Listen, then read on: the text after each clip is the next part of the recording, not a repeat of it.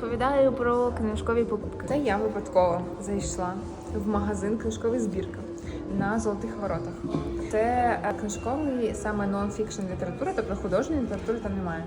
Коротше, 15 хвилин до закриття. Я заходжу, таку, я подивитись тільки. Я заходжу, підходжу до якоїсь полиці першої. І вже власниця біжить до мене, і щось там починаємо говорити. І вона мені, ну, таку можна, і таку можна, і таку можна, і таку можна, і таку можна. І ми ж говоримо. Коротше, в результаті я кліпаю, і я вже виходжу з 5 книжками. Все почалося з того, що я взяла Сьюзен Зонтаг про фотографії.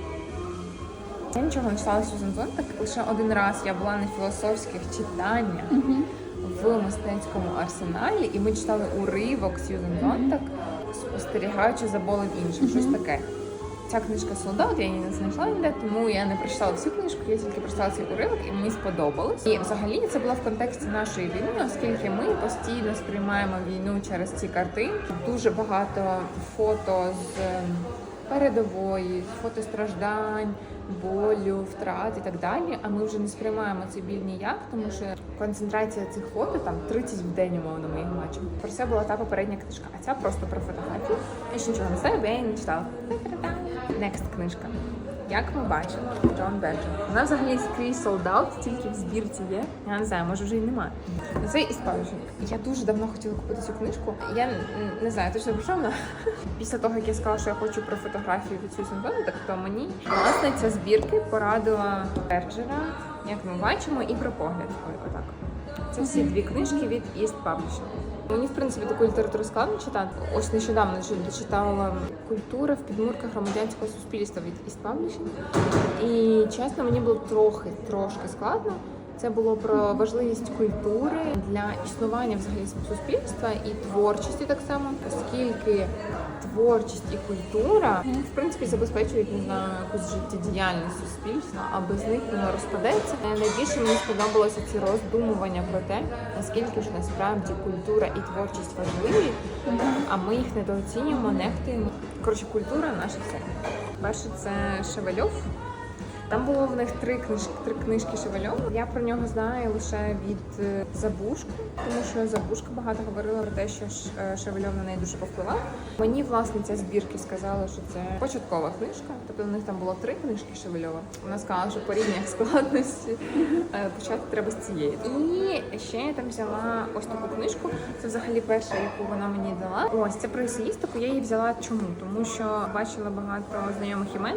Загалом есеїстика для мене дуже цікавий жанр, бо я раніше читала тільки художню літературу, тільки довгі романи, а есеїстику я відкрила для себе після Оксани Забушко.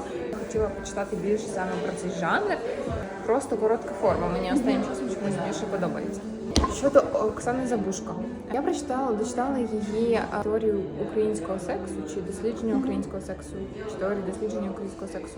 Коротенький роман, напевно. Мені вона не дуже сподобалась, тобто мені були близькі думки і переживання головної героїні, але мені було зовсім не близький стиль написання. Я, коротше, феномен, умовно, забушківських речень. Тобто Оксана Забушко має таку тенденцію писати дуже довгими реченнями, умовно, на 1,5 сторінки. І думка дуже довга і розлога, я не знаю, з багатьма відсилками і так далі, і так далі. І мені це чудово сприймається в її нехудожніх текстах, тобто в дослідженнях про Лесю Українку, чи про Шевченка, чи про Франка, чи просто її есеях і так далі. Спокійно, мені дуже подобається. А тут це був художній твір, і щось мені дуже сподобалося. Слід зазначити, що до того часу, для 90-х років, це був, напевно, дуже революційний твір. Він і зараз трошки сприймається таким відвертим і сміливим. Остання книжка, яку я читаю зараз, я її не купляла в збірці. Я тільки трішки прочитала.